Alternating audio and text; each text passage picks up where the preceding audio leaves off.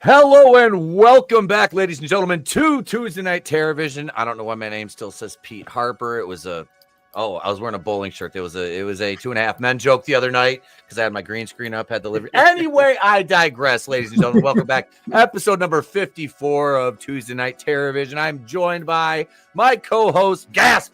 It's J-Man. Hey, how's it going? Good to have you. And we are, of course, joined by our very special guest this evening, making his return to the program, Director Nikk Bergman from Wendigoh Pictures. Welcome back, Nick. Happy to be back. I'm excited to chat with you guys again. Glad to have you back, sir. Glad to have you back. Yeah, we were talking off air before we started about, we'll start with this, with Sweet Revenge, the Angry Orchard cider commercial masquerading as a Friday the 13th short fan film. And I did put out our review, the segment from the show I clipped, and I added to it, and I added some critiques, J-Man. But yeah, I was overly kind to this because I'm like, I've spent 5 years on my channel just shredding things. I'm like, I'm gonna try to see the good in this, and then I get shit on for that. So I'm like, okay, look, it was bad. All right, it was bad. I'll say it. It was bad. I was trying to be like, look, okay, we had the guy that played Jason doesn't look like he's much bigger than me. I mean, it was more Michael Myers build than Jason. Like right now, I'm 6'3" and I am 205 pounds. That's Michael Myers based on John Carpenter's original. Yeah, the shape or whatever. The shape, yeah. Jason Voorhees is a larger, lumbering fucking monster, except when we go back to part 2. Basically, potato sack Jason. Yeah. This was, it was a small Jason. It was a very small Jason. Yeah. And all I got is, I wish I had the Mr. Meeseeks gif here. I'd be like, ooh, he's trying. I will give them that. I give them credit. Yeah, it's hard, it's been like over a decade since we've had anything. Jason hasn't been in anything. 16 years. It's a lot to take that on and figure out what the hell you're gonna do with it, especially with the rights issues and we can't use this mask, we can't do that. So I get they have a lot on their plate. I don't necessarily think a hard cider commercial was the first thing we needed to see. Right. Of them. They tried, and there's parts that they got right, and I hope that it's more of a learning curve. Okay, this is maybe what we're going to do different from here on out, and take the criticism. I mean, yes, some people are just being assholes about it and not liking anything new, and I get that, but it takes some of the criticism and maybe see these fans who've been waiting 16 years. Maybe they want to see something a little more like this, a little more what they're used to. It's cool to do something different, but it's still, you want it to feel like, Jason. Yeah, absolutely. What up, Skeptic Stream? Hey, Skeptic. Yeah, that is a big matzo ball hanging out there. Like, you are literally, like you said, 16 years removed from anything other than the video game, which was a hit. Mm-hmm. Oh, yeah. I wish I actually got to play that. I did not have a computer that was capable of it, and I missed out on the entire thing, and now it's gone. But they're developing a new one, which I'm like, please let it be good. Please let it be good. The game was great. It was really good. I mean, it had its issues. It was definitely independent, but it had the spirit of the movies in it a lot, and it was a blast. I loved it. I've watched a lot of gameplay, and I think I even used some as background in a couple of videos I did. It looks cool, yeah. It's fantastic. Like, everything looked good in it. No, and I'm writing a Friday the 13th fan film, and I have been working on it for 3 years just because I don't have the time. All I have to do is write the middle act, and the whole, the basic outline of the script is done. I started with the end, went back, wrote the beginning, and I got to put the meat in the sandwich now and shore up that middle act. But I wanted to go into this and be like, okay, yeah, this is a big task. Anybody that was going to take this on had a daunting task in front of them, because how are you going to please hardcore Friday the 13th fans? I'm a hardcore fan. I would say, you understand that. It's like you put that hockey mask on your skin. That's kind of a commitment to the gimmick. What they're supposed to do is you go back to basics. When it's been a while, you don't start rocking the boat. So like Jason grabs, Girly. It's a Mary Sue. This is the literal definition of Mary Sue. You grab her, she goes into the ocean. Now it's like she comes back at night, so she's like a zombie like Jason now or something like that. Okay, fine. Revenant, I believe. I think that's what it was supposed to be. Sure, whatever. Yeah. But the whole thing is that didn't happen with, Adrian King's character in part 1. So that's fake. Okay. But the other thing too is that she comes out and she's invulnerable right away. And then after being a zombie for 5 minutes, she now feels confident enough to kill someone and then literally stand toe to toe with Jason to have a face off. And people are like, the complaints that I got was, well, Tina did that. No, Tina did not do that. Tina was scared, vulnerable, barely could control her powers. Yeah, she didn't know what she was doing. And she didn't know what she was doing. And the idea there was to have Carrie fight Jason in a sort of weird way. Yeah. This is like a girl that we don't know anything about. All of a sudden, she's going to go toe to toe with Jason. This is not a cool idea. Up until the moment that she pulled the machete out, you're like, oh, because you thought that she was going to be the final girl, right? And she was. Oh, hey, rookie critic. Wait. All right, go ahead and finish your point because I got. Okay, yeah. So I'll just super chat bumper. For yeah. So the point is that up until then, it was fine because they would have subverted your expectations by saying, "Oh, she's the final girl," but then she just gets killed off. You're like, "Oh shit, she's dead." Yeah.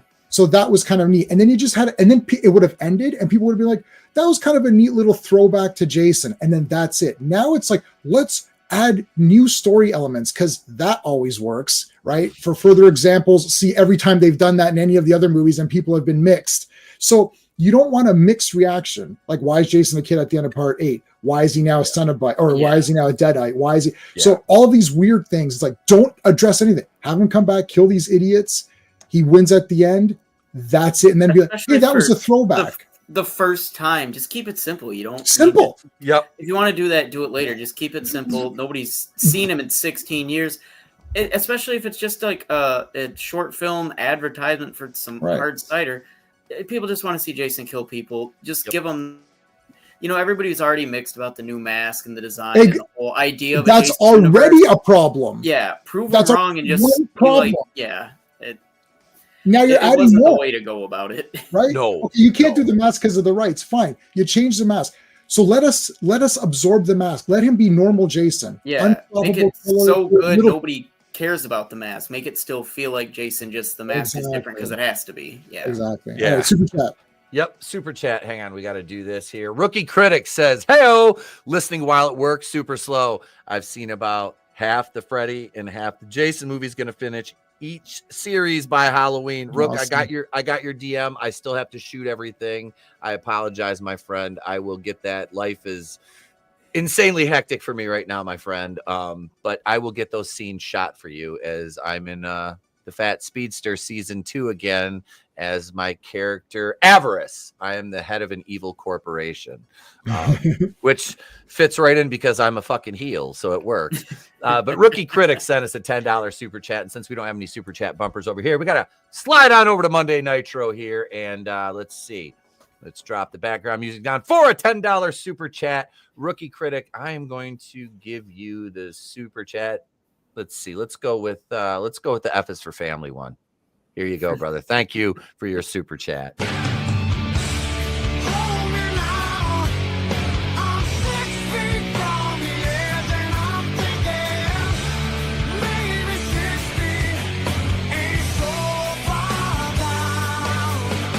You know who you're talking to? Yeah, you. Stop that.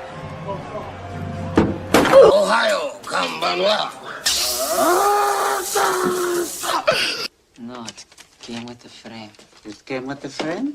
Because then I will come right home and I will put you through that fucking wall. Or as God is my witness, I will put you through that fucking wall. Then I will build one and I will fucking put you through it. Get back in your room before I put you through that fucking wall! If I started building walls today and didn't stop for the next 10 years, there still wouldn't be enough of them to fucking put you through! Follow you to whatever home for dried up old hags you live in, slap the cat food out of your mouth, grab you by your camel hump, and put you through that fucking wall!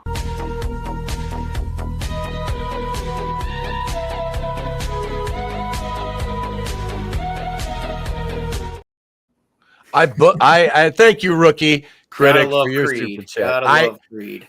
I look, I'm 45 years old. Creed came out right when I was in high school. Like that is my son hates it. I will put on One Last Breath in the truck or when we're on the boat and I've had a few pops and I will start singing that shit. As My loud Own Prison is my personal favorite. That's a dude, that's a great fucking song, bro. We need to have some beers together. You drink, don't you? We have some beers together and karaoke some fucking Creed sometime, bro. I feel this. I think this is gonna happen because I love karaoke. I can't sing, but the more drunk I get, the better I am. But no, thanks, Rook, for your super chat, bro. Appreciate you. No, the Jason Greg Nicotero they brought in to design the aesthetic, which I was excited when I first heard Greg Nicotero's name, and then I saw the aesthetic, and I'm like, and again, I don't want to shit on it too much, but I've seen better Jason cosplay, and of course they're not beholden to rights issues and cosplay and things like that. But it was like, man, I would have, even if they went with a Part 6 type aesthetic with the just make him outfit. a little bit bigger. That was like the biggest issue is he just feels too much like a dude. And it's not Jason. No. In the beginnings he was kind of more like a dude, but he was still big. He was a big guy, and he's just a little too slim for it because the design itself, it's not horrible. It's Jason. It's simple. It's a good starter, but it's just too damn small.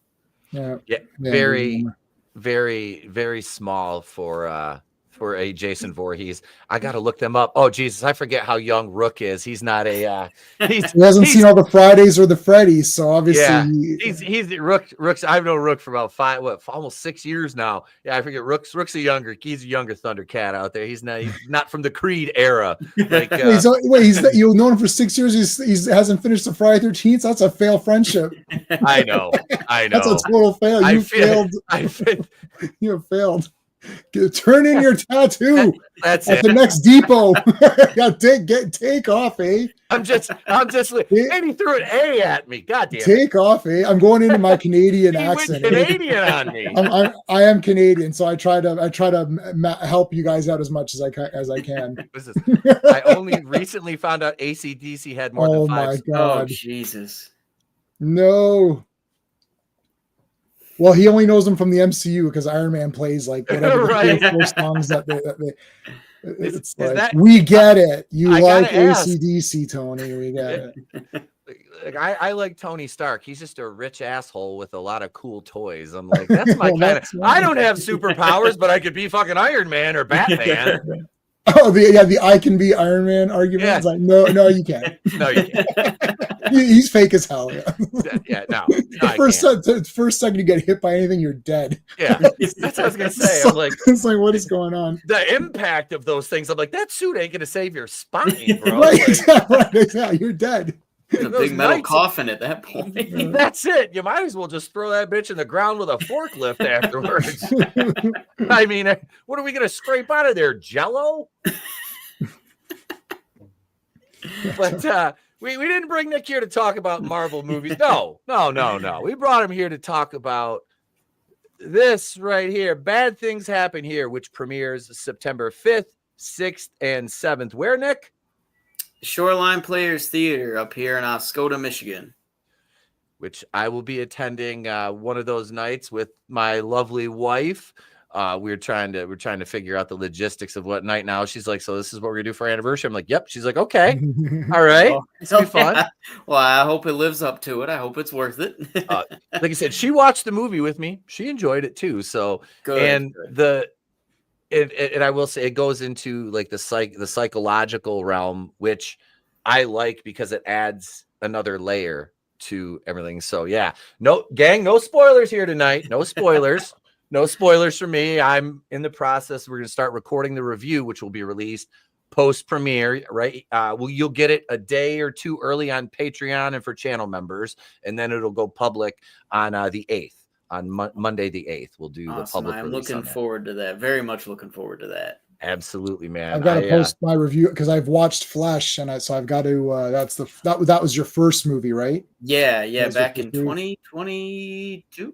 2022. Yeah. I really like that. I thought that was good too. That was also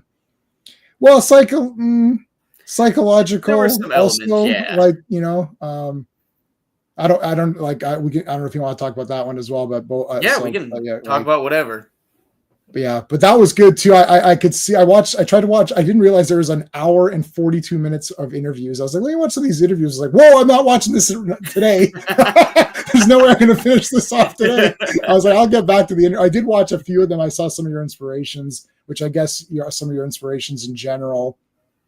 Is an awesome movie. Oh, NC-17. Oh, they're a good friend of ours. They help us out with things here and there. No, NC-17 is a great group of people. Absolutely. Well, welcome. Glad to have you guys in the chat this evening. Thank you for joining us. So I haven't seen Flesh yet. I have not seen that one yet. Spoil that one. Nick did mention Suspiria though, which I was like, oh, I haven't gotten Pete into Suspiria yet. I haven't watched it yet. We're saving it. It's the best. We did Tenebrae. We did Inferno. Which is kind of a fail since that's the next one after. But it doesn't matter. It doesn't really matter. I mean, it's part 2. Yeah, sure it is. In Nemo. Yeah, it's really not. I mean, you can call it that if you want, but sure, Suspiria, it's got the other witch in it. That's about it. So Nick's movie. I don't know. You're allowed to, can you show the trailer? Or is that going to ding? We'll show the trailer. Yeah. Let me pull it up. Maybe. I don't know. Like, is that because it's Nick's? I don't understand how this works. Like, I've seen people show the whole goddamn Superman trailer and talk, and I showed like just clips and I got nailed on my channel. So I don't know. The last time I was on, we showed the old trailer, and I don't think there was an issue with that.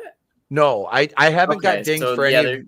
Because I showed the trailer, you posted the most recent trailer for this on Facebook, and I did show that once. On YouTube as well. Oh, it's on YouTube. Okay, all right. Yeah. Let me put your YouTube channel. Hold on, let me get your link for your channel. I'll put that in the chat. Am I a mod on your thing? Are you? You should be. If you're not, let me double check. If you're not, I think I am. Okay, I was gonna say you should be.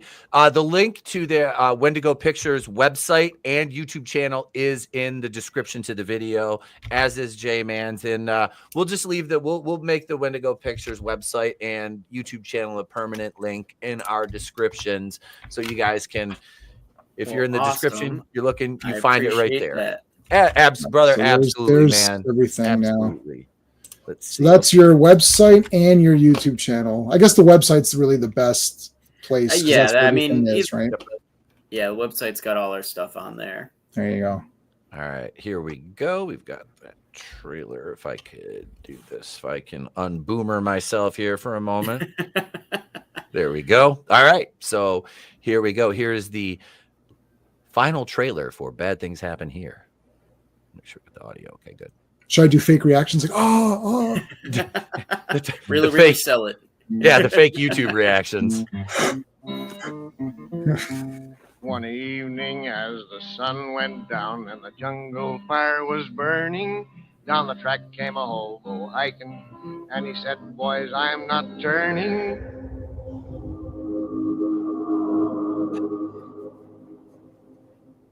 So, yesterday was when you are going to be moving into your old house, right? How does it feel being back? I'm headed for a land that's far away, beside the crystal fountain. So come with me, we'll go and see the big rock candy mountains.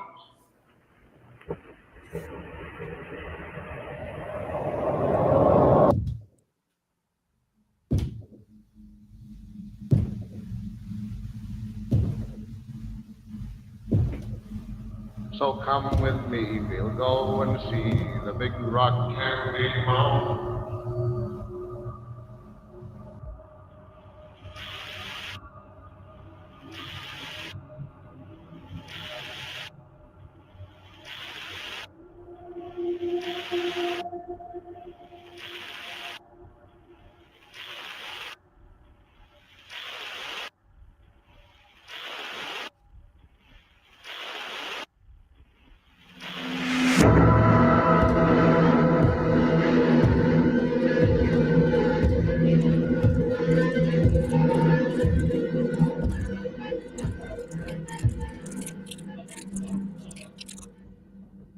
You are supposed to be my best friend, and all you are doing is hurting me. You are hurting yourself, Mercy. Quit blaming everyone else for your problems.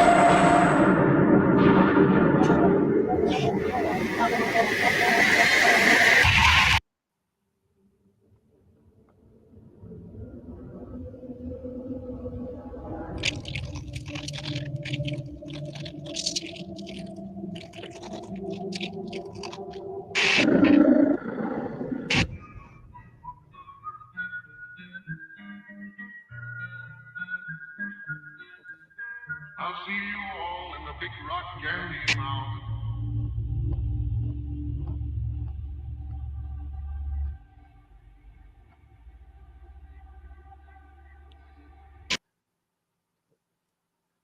So there we go.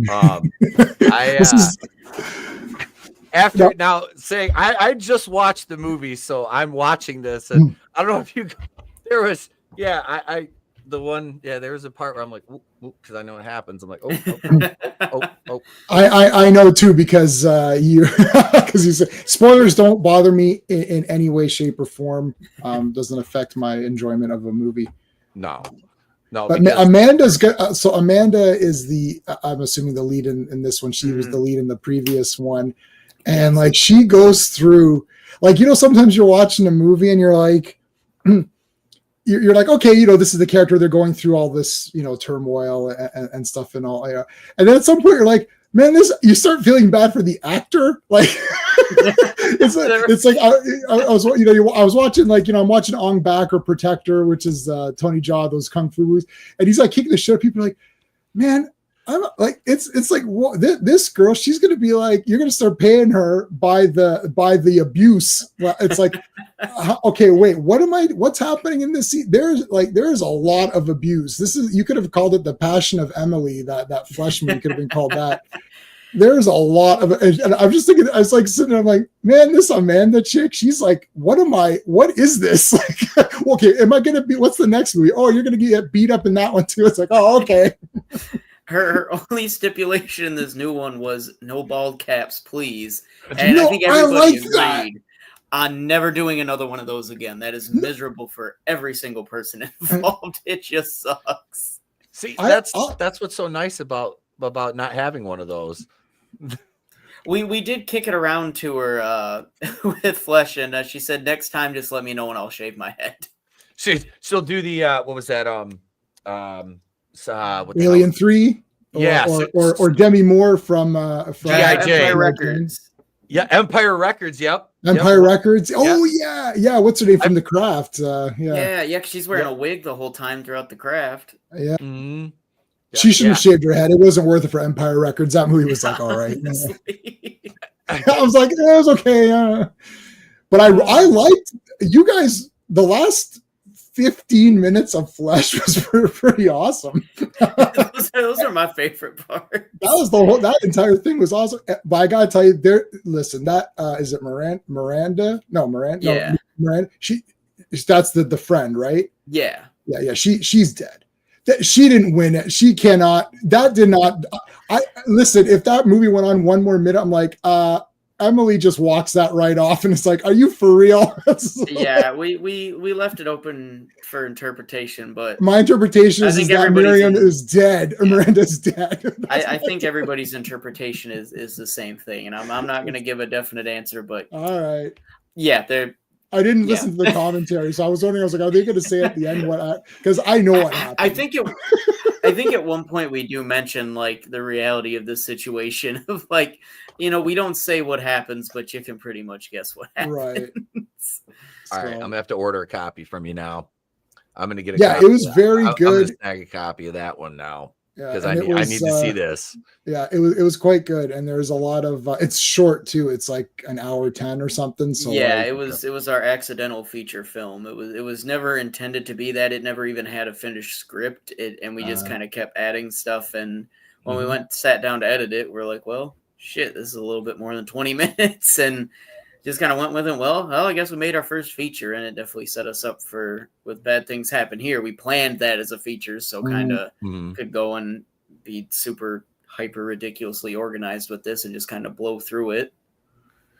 There's not much you could cut from Flesh, though. If I'm thinking back to it, like I don't know what you would remove. I guess you could make it like if you try to make it a super short film, but you lose a little bit of like that whole. I'm assuming you like Ginger Snaps. I don't want to say Ginger Snaps because that's the first first thing that I was thought definitely of. one of the big influences. I could tell on that one, and you did it well. You did it well, especially the one bent over thing. I was like, oh, that looks pretty good. Yeah. And this movie, this Bad Things Happen and Flesh have those red. I don't know what you call them, the red parts, the all in red. Yeah. Those were awesome in Flesh, like the smoke and everything. That looked cool. That's definitely what we were most proud of, is what a disaster those nights were, and the generator setting the field on fire and all the nightmares of that, and spending an hour and a half to try and even get the generator running. That was a disaster, but they ended up being like some of the coolest scenes in that, and the red scenes in Bad Things Happen Here are ones I'm very proud of. Red is a very common theme in Bad Things, obviously. Yeah. But those scenes, there's a lot more of those kind of abstract, or I guess you can call them like trippy visuals, sort of as the movie spirals down with her. You know, as the audience spiral with our character, the movie itself distorts and gets crazier and gets more intense. And about the time it hits the halfway point, it just sort of steep decline from there. Yeah, once you get to that, it just like the snowball starts rolling downhill faster. And yeah, Amanda did a really great job in that, because it's focused on her character Mercy, and the journey she takes you on, and you know the way you wrote this with her character I loved that. I really did. Thank you. Because you get to see this character. You know, it starts out, and you know she's going, just the way she goes through everything, and her, like I said, her reaction to it is, it just speaks to her range as an actress. Like I said, I want to see Flesh now because I want to see how she was in that, and compared to this. So, but this was a great performance for her. She definitely, because we don't, you know, with a movie, you rarely ever get to film things in order. So we're jumping so back and forth from scenes. So we're filming things that are at the end first. So trying to, you know, go through, okay, this scene here takes place at this part of the movie. You're in this headspace. All this stuff has happened before. Okay, go, and hope that matches with what we got. And then go back to, okay, you can calm down a little bit because we're at the beginning now. Things aren't as bad, you know, and to try to bounce around. And I mean, even just, this doesn't spoil anything, but all of the, you know, VHS scenes on the TV, those were all filmed after we had wrapped like everything we were filming at the cabin with Amanda. Like they're in those scenes, we like, she knew what the scene description was in the script and everything, but she sat there and looked at a blank TV and just kind of were like telling her, okay, this is happening. But she didn't have any footage to go after. We shot all the VHS stuff way after the fact, and then just shot the TV playing the footage afterwards and cut it in. So there's a lot of things like that where she had no idea what she was even seeing apart from what was in the script, and a lot of times that was different than what we even ended up coming up with, because we didn't know how the VHS, footage was even going to work, what we were going to be able to use. So we just kind of had to work with it, and it ended up, you wouldn't know if you didn't know, that kind of thing. Yeah, because her reaction to that seemed, she played it off very visceral. It really came across well, as an audience member. Like you said, playing off basically nothing, just a blank TV screen. So yeah, that she did really well there. And we talked about this last time you were on, and I want to revisit that. The way you shot the VHS scenes, I thought was so cool, because I showed you my old camcorder. Yeah. And you go ahead and go into detail a little bit about how you shot. That's what I was really excited to, for you to see that part, because we did talk about it last time. But yeah, I've done it before. I've done music videos and stuff where we sort of fake that VHS effect, but because this is such a important part of the film. I think, we cut stuff down, but 20 or at least 20 plus minutes of the film are these home movies. And that's a lot to, we can fake it and make it look pretty good, but I really wanted it to feel real. And the best way to do that is to just do it that way. So of course the old VHS camera from my childhood doesn't work. So went on Facebook Marketplace, found something affordable, and for $50 we got a camera that worked, but the battery didn't work, so we had to plug it in and fake it. And so all the VHS footage is filmed on an old VHS camera. Oh, that's great. We had, I think 3 hours on 2 different tapes worth of footage for me to sort through. So pretty much the process, I can break it down a little. We filmed everything on the VHS camera, got all of that done. Once we got it all filmed, and even that, piecing it together, because the character of Mercy's mom and the character of Mercy's dad, they interact in some of the scenes. Those 2 actors never were at the cabin even at the same time. They were together for some of the prep work, but they never filmed any scenes together. So we filmed all that separately, but we had all our footage, 3 hours worth on the VHS camera. Then, okay, we get all these different adapters and software, plug it into the computer, pull all that footage from the VHS camera, then go through, edit it, put the timestamps on, trim it down, blend everything, and we have our, okay, cool, this is sort of how that scene's supposed to play out. Then we bring everything back to the cabin, plug everything from my computer into the old, CRTV, and then play all the footage from my laptop on the TV and film the TV playing it, and then get into editing and try to splice that in with all the footage of Amanda on the couch watching it. That was all from a month or 2 beforehand. And then there were even some scenes that we didn't have finished then. So then we had to film it on the same TV here in my office where we're doing this, and then superimpose that onto the footage we have of a blank TV. And there's, a lot that went into it, but anything you see that is, from a VHS tape was filmed legit on a VHS camera. And, it was kind of a pain in the ass, but I think at the end of the day, it honestly made things easier, because we didn't have to do, a dozen different effects to make it look legit, because it just looked legit, and you get... And it's noticeable when they do that, and I hate it. Yep. I don't care what movie it is, Hollywood or not. I can tell I'm like, I hate these fake filters, which make it look like it's old or whatever. Yeah. It's super. And I've made 1 million movies on VHS tape, and then we had to change them to a beta tape, and then from beta we edited them on beta, and then we did a sound thing. Then we had to do a soundless version, a master record. So it's by the time you get the movie, it's 7 generations, and it looks like crap, but you're like, yes, this is the real. Those little authentic imperfections, because it sees those old cameras, because the quality isn't the best. They capture things differently, because we could have filmed it on our camera, done all the different filters to, okay, we're going to move the reds, greens, and blues so it's a little blurry, make it look distorted, lower the quality. But there's certain little things, just because it's a camera with a spotlight, and it's in pitch black rooms, a pitch black cabin with just that spotlight, and you have those really harsh, the camera can only pick up so much. It's super low definition. It's Right. It's 180p or something. So everything you get, the lights are all really harsh. And so you get these where the characters' faces just glow white, and they have this uncanny valley feel to it that we wouldn't have gotten if we would have tried to fake it. It wouldn't have looked right. And I like that we really, because it is such like a raw movie, and I think it's something that, you know, people who grew up with VHS home movies, it's gonna, I think, hit them harder because we filmed it that way, and you're like, oh, Jesus, my childhood looks like that. You know, maybe some of these things happened in these people's childhood, and it kind of pulls them in and relates them because it's a movie, but it's real. It is a VHS home footage tape that's there. It kind of, I think, pulls you in and makes you forget you're watching a movie a little bit. At least that's the way I hope it hits audiences. Have you gotten into any of those lo-fi movies like Ennis Men and Marink and all of that? Have you seen any of those? Little bits here and there, yeah.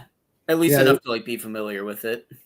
It's kind of neat. Like it's like, I mean, it's completely opposite because, like, you know, I'm like, I got my 65-inch 4K, and then it's like, yeah, I got to pick up, you know, I just picked up, like, you know, Scarface on 4K, and I picked up Lawrence of Arabia, and you're like, all right, this is good. And then it's like, and then I'm watching like Skinamarink. It's like, this looks like piss. It's like, I know, but it's supposed to be piss, right?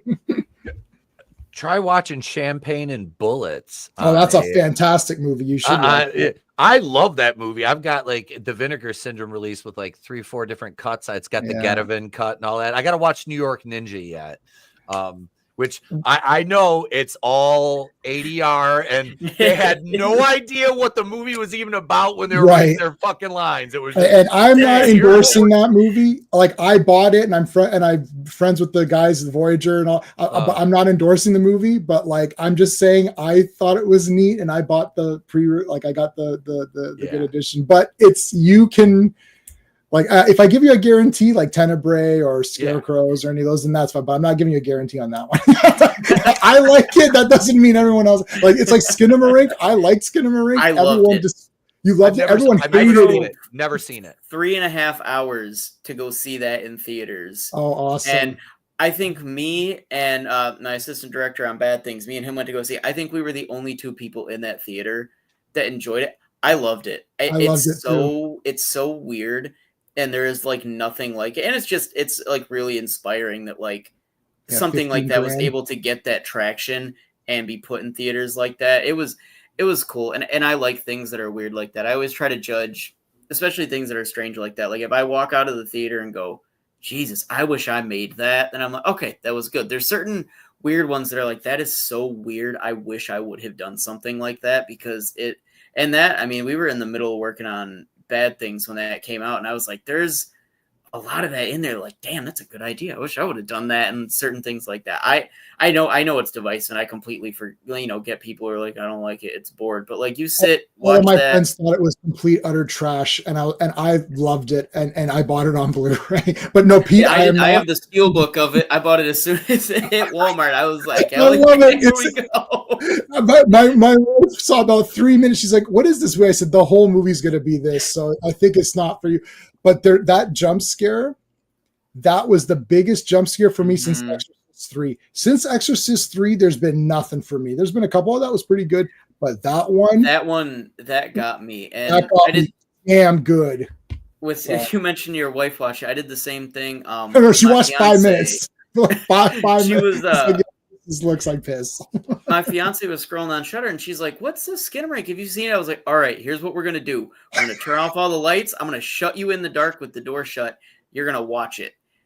And you're going to have a horrible time, but you're going to love it. And at the end, I went and checked out her at the end, and she's just sitting there. She's like, I liked that. That was really scary. I was like, you have to watch it in that environment where you just sit in a room alone at night. And it feels like something you're not supposed to be seeing. It just feels like a weird nightmare. And that's what I like about it. It is so strange that there is nothing else out there like it. No. Yeah. I watched it first at home by myself, started at 10 p.m., pitch black in here. I watched on the computer with my thing. I didn't watch it. I didn't own it at that point, because I was like, oh, let me watch this before I money. And I was like, whoa, I couldn't stop thinking about it. I was like, that was so crazy. That same thing. I had that same reaction to it. Pete, you're going to despise that movie. I'm reading the description to it right now. There's a description to it? What does it say? Nothing. Okay. Just let me describe the movie for you. I've described it for you. There's two kids and things are going on. I don't know what to tell you. There is no plot, and that's the plot. It's just there's no plot. Yeah, it's just, imagine how like a little kid's nightmare would be, them trying to retell you what their nightmare was. And it's pretty much like that. It feels like a nightmare you would have when you're a little kid. It makes no damn sense. And that's why it's scary, because like you can't figure out what's happening or why. It just all feels like things you shouldn't be seeing, but you don't know why you feel like that. I'm gonna watch it, and I'm gonna be like I was with Cop Game, J-Man. I'm gonna be sitting there, and I'm gonna be like, "What? No, there's no. I can't review it. Why is this scene following this scene? They don't even go together. That was me watching Cop. I told you watch Cop Game because Jared and Kasey were like, you have to watch this and then try to describe the plot. And I was trying to do it. I was trying to do it on a live stream. I was like, there's no plot. Listen, it's just scene after scene, and they're like, this would be cool. Let's blow this up, shoot this wall. You know, that was go after these guys. Why? I don't know. Just go after this guy. Okay, we'll do that. That was basically Cop Game. And then 90 times in the movie, it's a cop game. Cop game. So I'll give you Nick's Flesh versus Skinamarink in the same sense of lower budget, independent horror. Guys got together. Let's passion project. Let's get together, make this. So when you're watching Flesh, without spoilers, there's certain things where you're like, I could tell that Nick's like, this effect came out looking pretty good. Ooh, let's do more of it, right? No, it was. I got you. Listen, I got you. Skinamarink is like, why don't I show nothing? Like it's like Nick's like, like a tooth comes out. That looked pretty good. Oh, let's have a bunch. Let's do the nails. I could see your thought process. You're like, oh, let's really. We're like, that's gross. We're gonna keep doing that. Exactly. I got you. I understood the entire movie. Every shot, I got you. But Skinamarink is the opposite. It's like, I don't have any money. It's like, I can't do anything that cool. Okay, what can I do? Maybe I can film a ceiling corner for 1 minute, and then I'll film the bottom of a door for 1 minute. It works. You are probably going to sit and watch it and go, these guys are fucking idiots. But it works. It works. It shouldn't, but it works. Like, take your cell phone, turn your cell phone on, put your camera on, and just throw it on the bed, and then hit record, throw it on the bed, and leave that for a minute, and then that's one scene. Nothing's happening. Yeah. It's just literally. The thing is, when it starts to happen, like Nick's movie has plot, it has characters, you're following the girl. Like Emily was actually like, I actually felt for that character. I was like, oh, this is a good character. Like, you did bring out there's no characters. There's like 2 kids in Skinamarink. There's very minimal dialogue. You can't even tell what they're saying. Yeah, there's like, I think a mom kind of. There's the parents are like, you hear parents. Yeah, they're not. But there's weird shit where it's like, look under the bed, son. You're like, fuck no. So don't do that. It's watch it from the mindset of like it being a little kid, or like it's so hard to explain, and it's impossible to recommend because you are either going to love it or you're going to hate it. Yeah. Well, it's on Shudder, so I can check it out. After 15 minutes, that'll be the whole movie. You'll know if it's for you that early on. Honestly, 5 minutes in, you'll know if it's for you or not. Yeah, like it's not going to change. Like, you're going to keep wanting more out of the, like Nick's movie. I didn't see the new one, but Bad Things Happen. But Flesh, it amps. Mm-hmm. So it starts out small. The beginning was great, by the way. The very first black screen with the talking, and then cut to that. That was awesome. Anyways, we had to improvise because we were supposed to film like an entire kidnapping scene. Oh no, terrible idea. Terrible. The nearest rest area from us is like an hour and a half drive. And we're like, we have to do it in the middle of the night. We have to do it late enough that nobody's there. And Emily's, her actress had like I don't even think her kid was 2 yet at the time. So there was logistically, we just couldn't do it. So we're like, well, I guess we'll just play the voicemail, and it ended up working, and I like it better. But that was a complete. We had no money and we had no time. We just couldn't do it, so we had to improvise. That's where you get creative, right? That's Evil Dead 1, right? That's Bad Taste. This is where it's like we can't do this, right? That's our big thing, and that's something I learned really early on from doing things in a very, very stupid way as a teenager and like middle school and stuff. So I never really wrote scripts because like the way my mind works, and it was a stupid way to do things, but I learned a lot from it. I was like, okay, I know what I want to do in this scene. I like, unless there was a big monologue, there wasn't anything written. It was, okay, we're going to do this scene this day. It's everything, you're a teenager, you're filming it when you can, with who you can, whatever. It was always, okay, well, we're going to do this, improvise it, just, this is your character, do this. And, it's a horrible way to do it because things turn out a mess. You have no plan. You get there and you have like a bunch of actors and you're like, do this. You're Penguin from the Batman. Figure it out. And like stuff like that. And it led to so many projects that like weren't finished because we just kind of ran out or didn't know where to go. But it was, I think, one of the biggest lessons in how to improvise and be okay, because, well, we didn't have a script, so we're just going off of, okay, well, we're here, let's do this, we'll film that here. So when you hit like a roadblock, like, okay, we can't do that. Okay, we can do this, we can do that. And it's helped us a lot because especially when you're doing things, no budget, there's things that fall through, effects don't work, you don't have time for things, you can't film with this actor this day. So you have to change things. The entire, we had to do it with the entire setting of Bad Things Happen Here. It was supposed to be in like a double wide trailer with a hallway and like at least 2 other bedrooms. And we couldn't get that. We ended up with a 1-bedroom cabin that was gutted that we had to rebuild.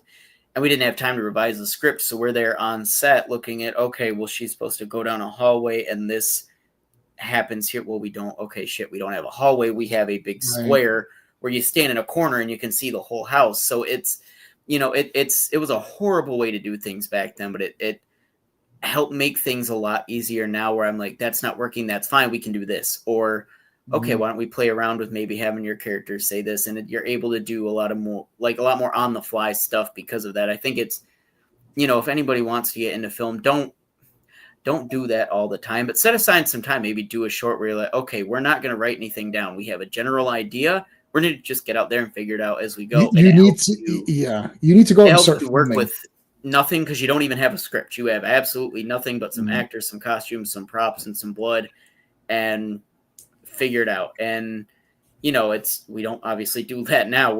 Especially with Bad Things, we had a script this thick, we had a shot list even thicker, we had down to, this is what this character wears on this scene, this is their hair, this is their makeup, this is what prop. We were so hyper organized with it, but because that's how we used to do things, it made it a lot easier when something went wrong. Give a 15-minute reset, we'll do this instead. And it was definitely one of the biggest lessons that I learned, and probably the wrong way to learn it, but it's definitely, I think, one of the biggest tools we have is the ability to work with nothing, because it's just what we're used to having.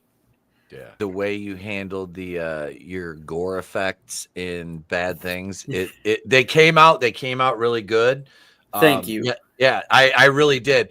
And I know, because we talked like budget and stuff like that. I'm like, yeah, the gore effects looked good. Like I was really happy with the way it looked in the finished product, man. Well, so thank you. That's definitely something that we pride ourselves on, because that's where, a good chunk of our budget went to that, but we did things. We did, way bigger than we did on, Flesh. I think we had 4 or 5 different life casts of people's heads. We had arms and stuff. I think we have like on our website some behind the scenes pictures. Yeah, I'm looking at. I was just looking while you were talking earlier. I was looking at I could see there's going to be something with the arm because we have the full. We're able to do all these different life casts and work with it, but we're still working with that may have been most of our money, but that wasn't a lot of it. We threw some shit on credit cards and worked with, okay, well, we have enough, silicone to do 3 life casts and we need to do 5. Okay, well, we only need, I guess, this much of this person, so theirs is going to be a little smaller.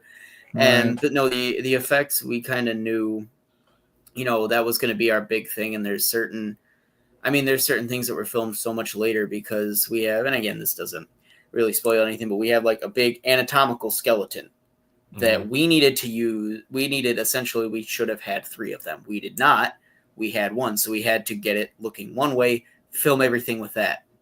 Okay, then when we're done with all that, take it all apart, make it look another way, film all that. Okay, when we're done with that, do it again. And it was working with, we could afford that. It was like $100-something. I think it was like $150. I put it on a firm through Amazon, paid it off over a year for that stupid thing. Cause we had $6,000 is what we put into this movie, and we didn't all have that at once. We had a little bit here, a little bit there, and we're like, okay, well, what can we afford? What can we put on a credit card? What can we try to, Guys, what you gotta do, man? Evil Dead style, like we'll film it again. We'll raise some more money and come. So, and there's so much. I mean, there's stuff that we filmed. I mean, the movie we've been working on it for 3 years, and there's shit we filmed 6 months ago that we had to get. We even you're editing it in the car before on the way to the theaters. I mean, there's seriously, and I know, Pete, you would know. There's a scene where Mercy sees something in a doorway. It's one of the big moments there. Yep. So that we had no idea how we were going to do that until it was, I would say, less than a year ago. We had part of it built. Nobody could fit in the damn thing, like except me, and I can't. We tried and it looked like shit. So we're like, well, I guess we can't put anybody in it. Let's try to film it as is. And then it, just so happened along the line, we're getting it finished. And I'm like, this really sucks. That's a really big moment. We're not going to be able to show it how I want to. And thankfully my fiance was able to, she could fit in it. And we were able to work the scene, but there's so much that it really is okay, well, we'll come back to it when we have money. And if we don't have money, I guess we just don't come back to it. Or like we have people for this, or when we can make it work, or like I was talking about with the skeleton, we'll come back to it in a month when we are done filming it this way and can set it up for another way. It's a lot of figuring it out because you don't have the luxury of, as good as we planned things, you can't plan for everything. And there's some stuff you're just like, I guess we're going to figure it out when we get there, because I don't know how the hell we're going to do this. You sound like I do when I'm planning a wrestling match. It's like, the beginning, the middle, and the end, and you're like, everything else we're going to work with on the fly. Like that's basically when I'm getting ready to go out for a match, I'm playing one. It's like talking to the guy back. It's like, what are we going to do? It's like, well, this is how we're going to start. This is our middle. This is our end. We'll figure everything else out on the fly, based on what the crowd's doing, how they're reacting. And, you're talking about with, going there and you've got your actors early on, not with bad things, obviously, but with flesh, I assume you're like, all right, so we're here and all right, I've got the idea. Let's go with that. And then, you can tweak things, but you shot bad things on a $6,000. This is a $6,000 budget, that the whole movie. Yeah. And that's like, including like the money we did like post-production, because we had to buy different software and different plugins and stuff for editing. But it was about $6,000, maybe coming just a little under that. And that's about like $9,000 Canadian for me. So that's actually cheaper than Skinamarink, and Skinamarink has nothing in it. It's like one house. So you really stretched that. Yeah. I haven't seen, well, I don't know what your budget was for Flesh, but I'm assuming it was less Flesh than was about $2,000. Right, so you stretch that way more. That's pretty damn ambitious for what actually happens in that movie. 2,000, that's nothing. So it's like $3,000 Canadian. I mean, I could produce that right now. And with bad things, it was.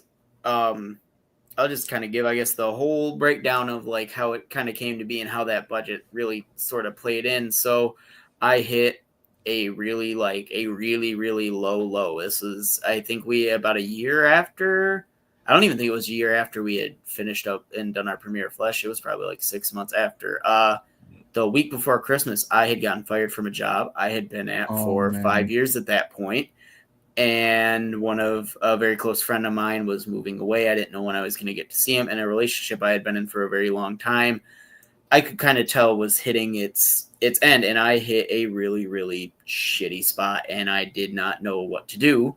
So I leaned on, okay, well, what, gets me through the movie? That's why I'm here. That's what I'm supposed to be doing. I'm going to just sit and write. And so I started writing stuff from people around me and just, the sort of story I wanted to tell and kind of raise awareness for some things and the message I wanted to get across. And there were a lot of scenes in there that I knew writing. This is really ambitious. I have some nerve writing this movie with all this shit in it, and I don't have a job. I'm like selling shit to pay bills. Like I'm writing this movie that has like all these, things we're going to need. And I just kind of went with, well, we'll figure it out. We always figure it out.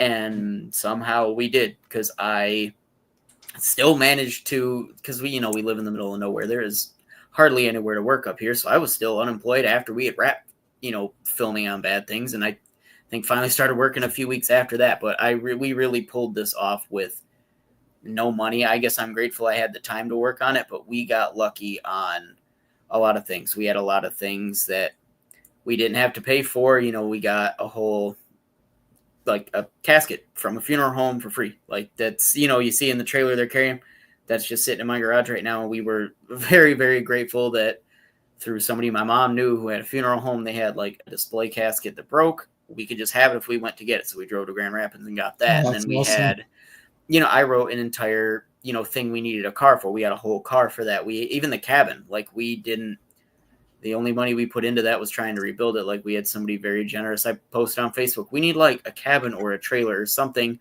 to let us film a horror movie in and destroy it. And somebody reached out in the middle of winter and was like, hey, I just bought this property with a cabin. We're in like the middle of gutting. Do you want to do something with it? I'm like, yeah, it seems great. And I get in there and it has, there's no walls.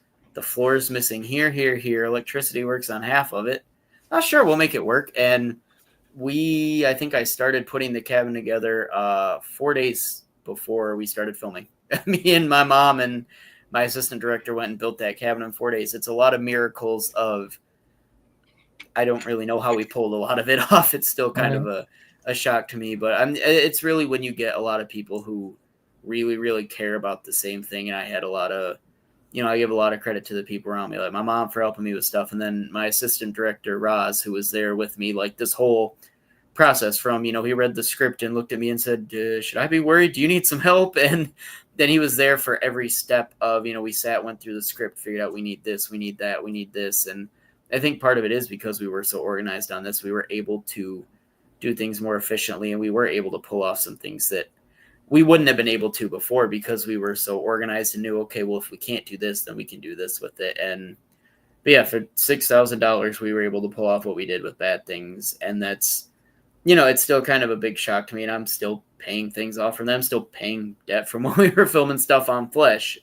But yeah, it's just definitely I think, like I talked about earlier, just figuring out how to work with nothing is, I think, one of the biggest reasons we were able to pull off what we did for no money. We're used to working with nothing. So when we, we're like, oh my God, like we got $2,000 from our crowdfunding. That's insane. What are we going to do? Like that was huge for us. We were like $6,000. What the hell are we can do so much with this. And it's, looking back at it now, it's like, that's really not a lot considering what we were able to do with it.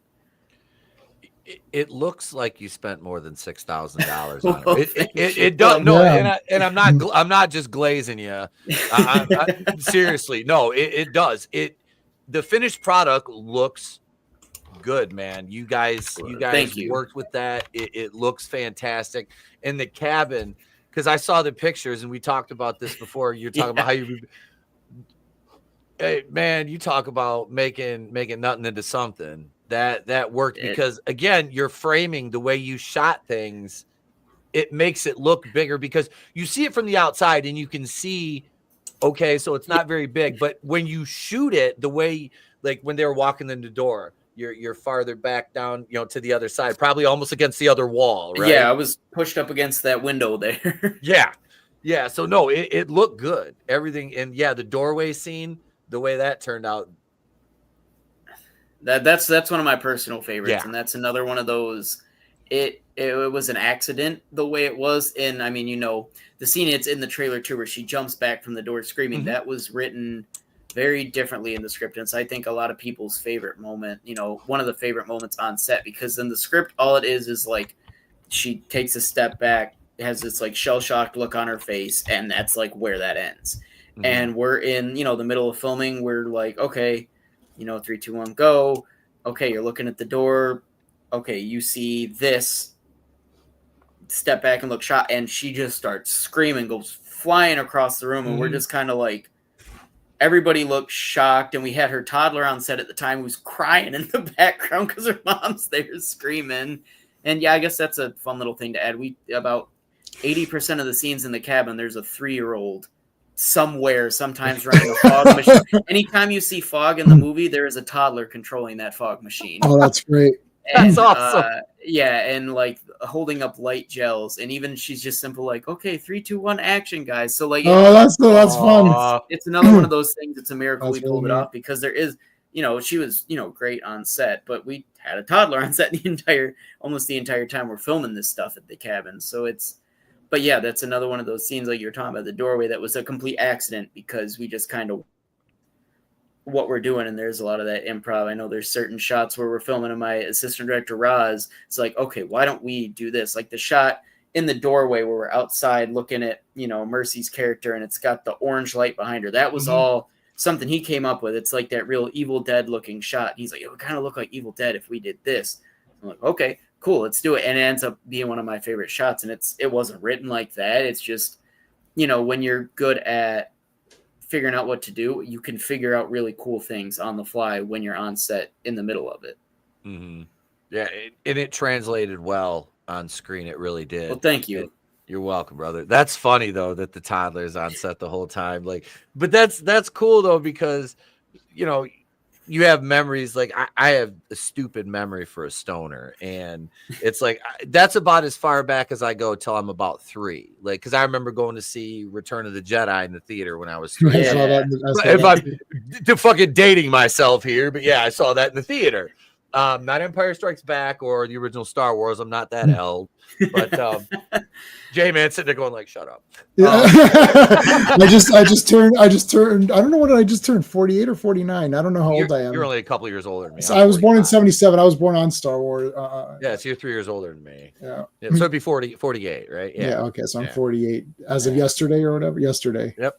Yeah, I saw your happy late birthday. Your birthday haul you got there. I saw that picture on Facebook there. I was like, nice, got some good stuff. But no, I dug the movie, and like I said, there's more I want to talk about, but I really have to wait. I'm fighting it back because, man, yeah, there's a lot to break down there. But yeah, it's a great, it just the journey that we go on with the character of Mercy. And I was explaining to my wife the funeral scene, because you talked about how you built that the funeral home set, which was she's like, I'm like, yep. I'm like, yeah. I'm like, and I told her before we watched this, is an independent horror film. I was like, and I'm explaining like from what I recalled from our conversation about the making of it, and go into detail about that funeral home scene, because I love your story about that. Thing I can bring up too about knowing how to improvise. So that again was not supposed to be how we shot that. I think we have some pictures of the setup, maybe on our website or maybe on my Instagram or something with it. But so we had drywall is expensive, so we didn't build it with drywall, but we had like a shit ton of old closet doors in the rafters of the garage from when we moved in and got new closets, and went to like St. Vinnie's and Goodwill and stuff and bought more closet doors, built them all up into our makeshift funeral home. And then we were going to rent like one of those big, like the wedding tent canopy things. We had one of those that was getting delivered. We were going to set it up there to fit in all our extras. And we were good to go. And the day before filming, it was supposed to get delivered. That was our first day shooting, which was a horrible idea to shoot a scene with like 10 plus extras the first day shooting a movie, but it was how it worked out. First day shooting, we're supposed to film this. So the day before filming, we're still trying to finish up the cabin, getting that ready. And we're supposed to have this canopy delivered. It's supposed to be huge. You're supposed to have all this space to work with. And then that became a whole disaster, fell through. We didn't have our canopy. And we're like, okay, well, where the hell are we supposed to film this? And we're kicking around and went, okay, well, shit, I built it in the garage. It's been sitting in the garage. I guess we can let's cram 15 people in a like 30 by 30 garage and put our entire set in there, because that's where it's been. We'll just move everything out of the garage. And yeah, sure, that looks real professional. Come be an extra on our film set and stand in front of a bunch of closet doors in my garage. We ended up having to go somewhere else to rent a bunch of chairs last minute, and we're trying to finish up a cabin and get home that night to, okay, I guess we're going to build a funeral home in the fucking garage, because that's how things work. So it's another thing that it wasn't supposed to be like that, but the day before filming, we have to put it in the garage. So yeah, the funeral home scene is a bunch of closet doors, and it looks, because you get the two perspectives, you get obviously, looking that way at the funeral, the casket, all that, and then you get, the view of the people sitting. That is the exact same set. So we had it set up like this. Okay, we set it up. Okay, we got the casket, film all that. okay, we're going to pull the casket, move one of the walls, switch that, put all these chairs here. The camera stays in the exact same place. We just move the whole set. Okay, everybody, now sit down. So it's the exact same set with one of the walls moved and all the casket stuff swapped out. And it's, again, just working with kind of, we had nothing, but we had a bunch of closet doors. So sure, drywall's expensive, plywood's expensive. We have 3 closet doors. We'll paint those and fix the gaps in editing and worry about it later.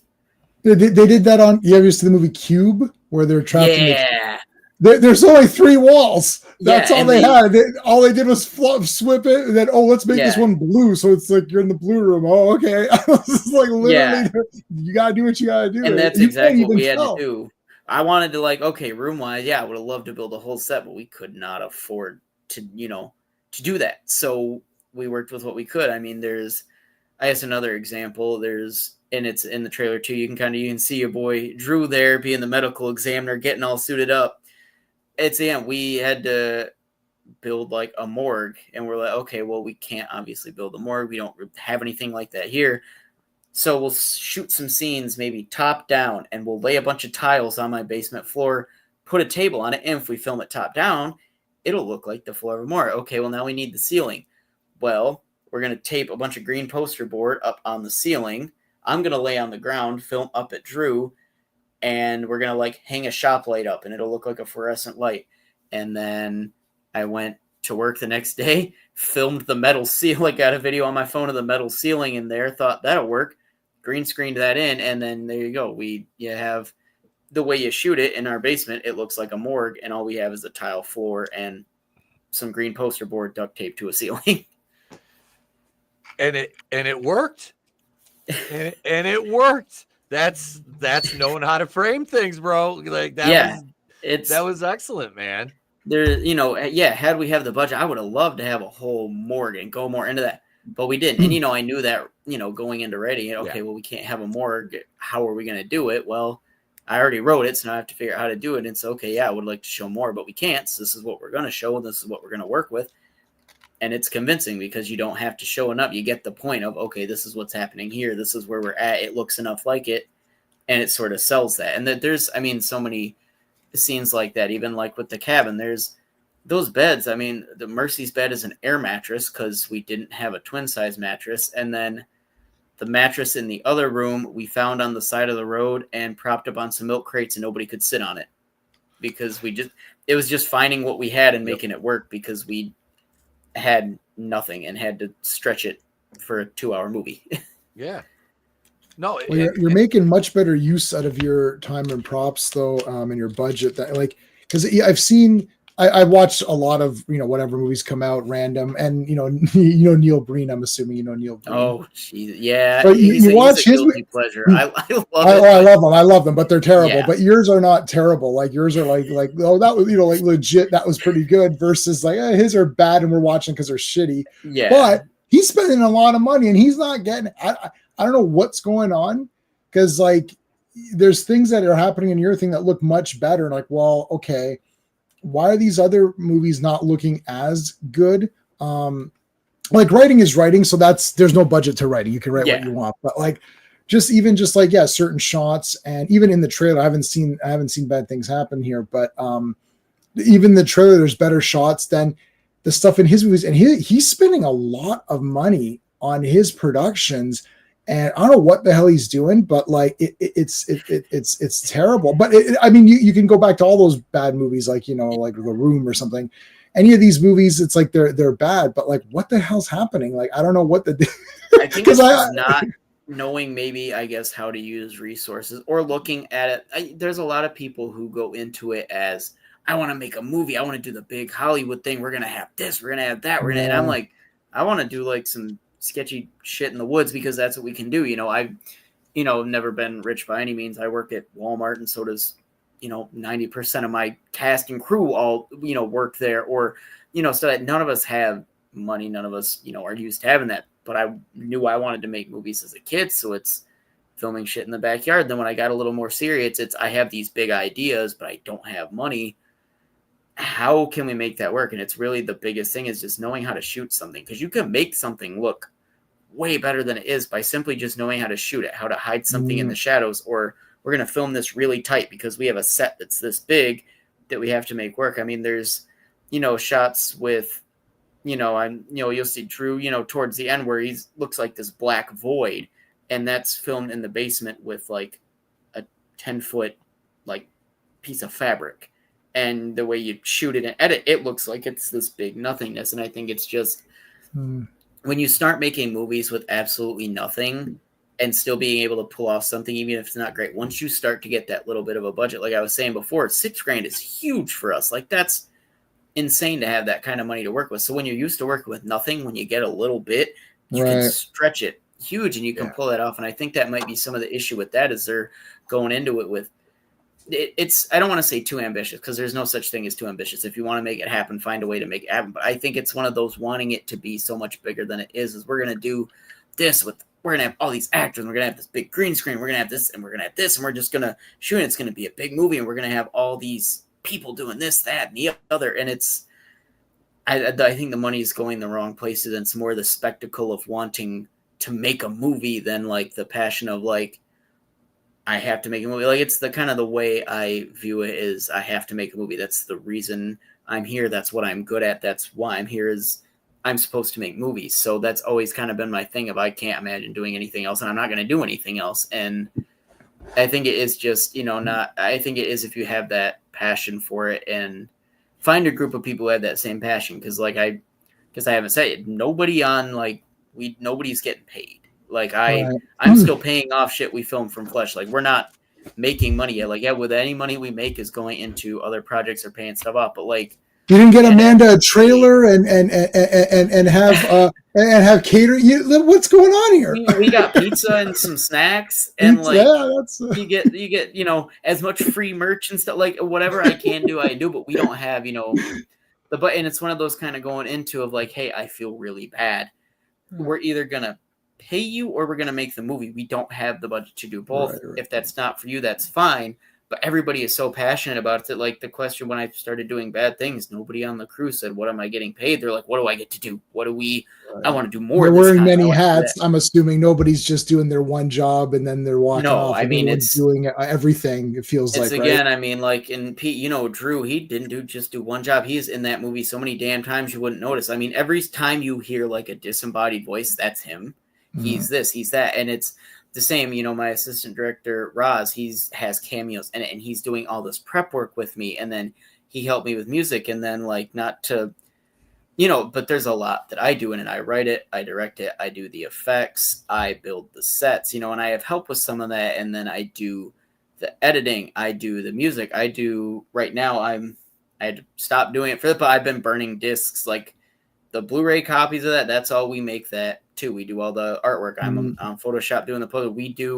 Everybody does so much. Nobody has just like one job. Even like our actors, everybody's helping with something like, okay, we need to tape black poster board on the windows because it's nighttime and everybody, chips in to help with that. And I am very grateful because there aren't a lot of, I can't just go, we're going to make a movie and nobody's getting paid. All right. Please care about this as much as I do, but I do. I have a group of people that care about it as much as I do, and that when we all sat down and could watch Bad Things together, everybody was like, whoa, we did it. Mm-hmm. And the first thing we were talking about is what are we going to do next? It's, it's the biggest thing is having people who care, as much as you do about it, and that you can go a long way with that. Because I would love to pay them. Like before I make any money off of it, I'm going to make sure people get paid, but it's nice knowing that like I don't have to worry about, okay, well, this person wants this much money, they want to do this, can we factor that the budget can just go towards making the movie happen and be good, because that's what everybody wants. And it's nice having that. And I think it's why we're grateful to why we're able to do a movie like this for $6,000, because every cent of that is going into the movie. It'll get more, right? Like you just said, you had no budget, and then you had a couple thousand, you had 6,000, and then and it's like, it's not like you're doing 3 times more. So if you have 2,000 on Flesh and 6,000 on Bad Things, it's not like you're doing 3 times, but you're doing much, much better than 3 times better in what you're doing. So what's going to happen is that just exponentially, right? Look at Terrifier. The first one cost whatever. And then Terrifier 2, it's like, holy shit. And it's not one of our biggest, inspirations for that. I mean, it helps that everybody loves it in general, but it's one of those where like, dude, they're doing that and they did it with nothing and they own it all and they're doing, and you look at Damien Leone, he's doing the effects, he's building it. Yeah, he does all, like, he's doing, and you can tell that love is in it. And that's why those movies, people love them so much because there's that passion in it. And that's why people want to go support that. And that's, I really think with Bad Things, I think you can see how much every one of us really loved what we were doing in them.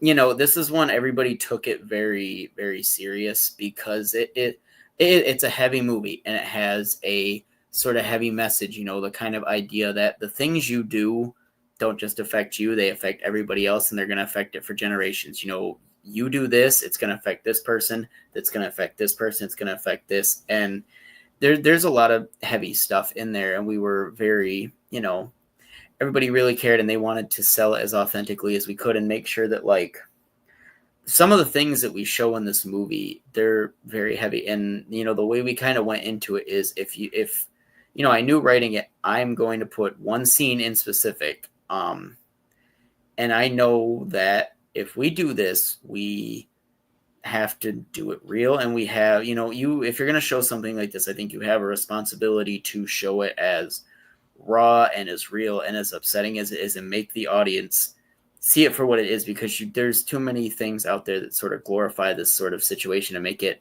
a pretty artsy, but that's not what we wanted to do with that scene. And it's hard to look, even making it, it's hard to look at, but it's supposed to be, and it's supposed to sit with you. And it's, there's a lot of things in this that I think we had a responsibility of, this is serious, it's a real thing, it's intent. If we're going to show this, that we have that responsibility to show it for what it is, because it's, it's a horror movie. It's there to have fun and, enjoy it. But there's also I don't want to, get on my soapbox, but there's there's a lesson to it and stuff to take from it of maybe that if you're struggling, get help. If people around you are struggling, get help, before it gets to this, because the things you do impact so many other people and just, it is. And it's one of those, it's so much I took from the place I was at that time. And that's, I think, why it is such a raw film. But it was nice to, like I said, have everybody care and take it as seriously, as we did with it too. Okay, we're making a movie and it's fun, but we're doing something here. There's a point to this other than let's just make a fun movie. Because with Flesh, we want to make a fun monster movie. We want to do this. We want to do that. In this, we want to make a fun movie. We want to get this shot. That's cool. That's fun. We're going to put that. But there's also more to this, as sort of like, if even one person can walk away from it and maybe change their mind or have a different view on things or just take anything from it, I would think that we've done our job. And I hope the effort that everybody put into it really does, show and come out how important this was to all of us, not just, the film, but the message kind of behind it as well. Yeah, I know what scene you're talking about. Yeah, and I can infer by the way you said. I can kind of guess. It is heavy, and you did handle it. It was handled very seriously, and that translated through. Good, because it was one I was very nervous about, and I know everybody else was kind of nervous about. How is this going to hit? How are people going to feel? Because we know how we want it to come across. How is it going to feel? So kind of getting people's reactions to that has kind of been reassuring. Okay, we made the right choice with this, because it's, I did kick around. Do I want this here? Do I want to do it the way we did it? But I think seeing the end product, I'm like, okay, it sucks and it's rough and it's supposed to. But yeah, so I'm glad it kind of got that feeling across to you. And it seems like there's some other people, at the film festival we were in and stuff talking to, it seems like it kind of hit the way we wanted it to, which is, again, another one of those miracles of the movie I've been talking about. Is it's just, nice when things kind of fall in place and work the way you want to for a change. Yeah. And again, you have the reaction to what's happening, from, I don't want to give too much away here. You know what I'm talking about though. And it was like that just amplified the tone of the scene, because it's such a stark contrast like that in the mood of, you know, the overall scene. So yeah, it was it really went over well, brother. Well, thank you. I appreciate that. I'm glad, you know, getting people's reactions has definitely been reassuring for me and, you know, the rest of my team. Yep. Like I said, and I'm trying to tap dance around giving anything away. And that's the hardest part about you just it. gotta wait a couple of weeks. Like that's it. Weeks, right? My friend spoils movies while we're sitting in the theater and it's going to play. And he's like, you know what happens in this, right? I was like, am I about to find out? It doesn't. He knows it doesn't really affect you, but it is funny because he's like, you know what happens in this movie, right? I was like, no. He's like, well, this is what happens. Like, well, now I know what happens. It's like you can't wait 5 minutes. It's going to start. We're in the theater. It's about to start. But guys, I actually gotta get going right now. So Nick, it was nice meeting you and talking to you. Nice getting to meet you too and chat with you. For sure. And we should even just like to come on to do some general horror talk. It doesn't always have to be business. Just having absolutely. fun talking movies is cool too. So that's my favorite thing to do. So no, I'm always ready to be on and chat. you just like horror movies in general. Oh, that's cool.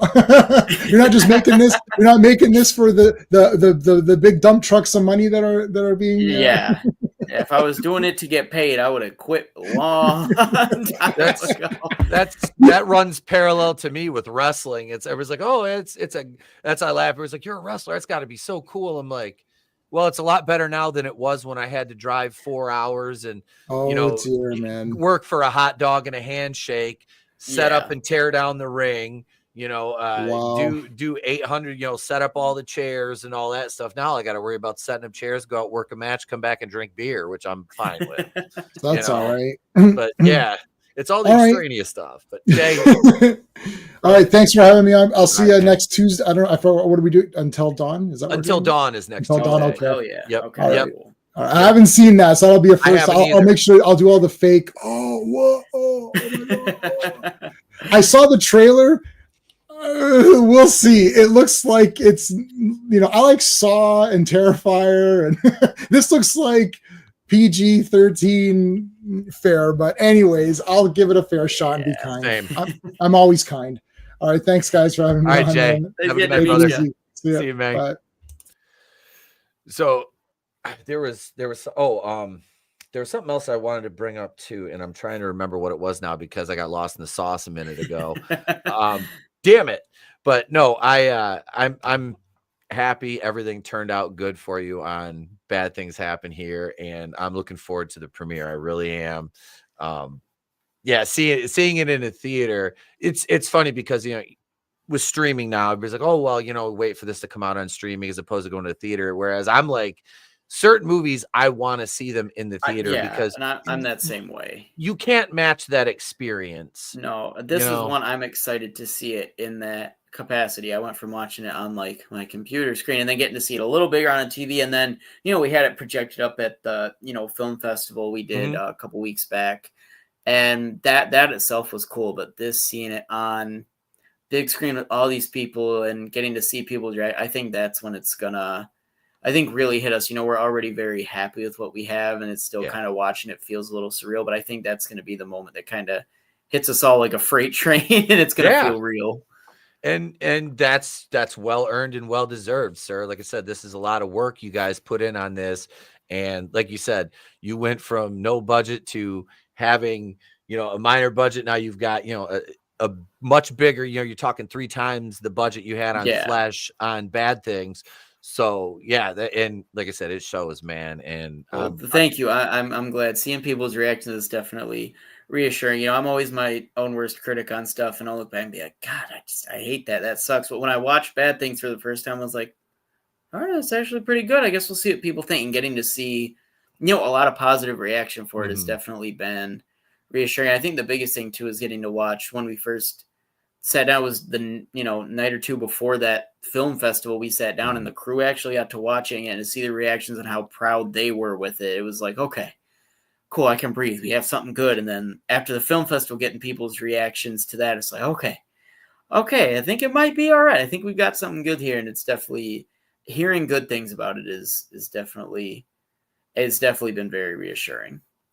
That's what you want too, because you're looking at your own work and what you brought to the table, and you're just hoping that the audience and everybody else can, that translates to them, and you're waiting with bated breath for the for the responses. Especially with this one, there's so many like big moments. So I like when I've seen people watch it, I'm like, okay, and then I'm getting to see those reactions because I wrote it, I know what's going to happen. It's hard to tell.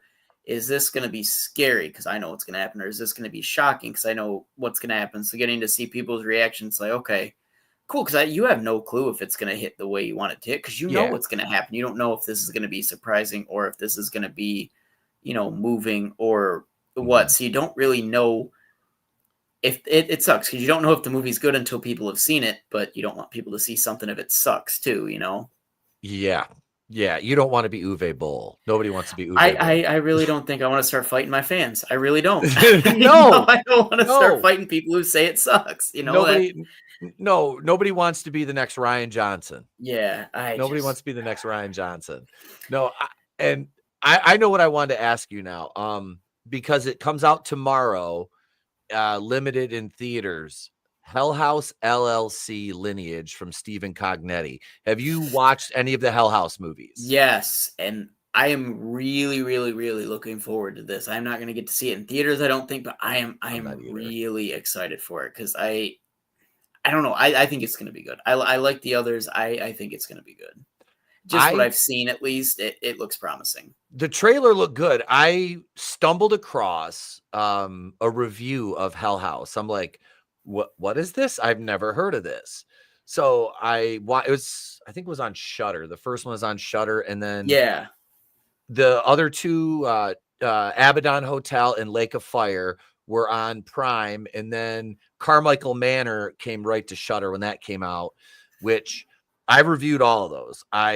Lake of Fire, that one was bonkers as fucking all get out. Yeah, it was. That was the one that jumped the shark out of the original three. Yeah, the second one was still played pretty straight as far as the horror goes. The third one, it was a horror movie, but it was just like, wait, what?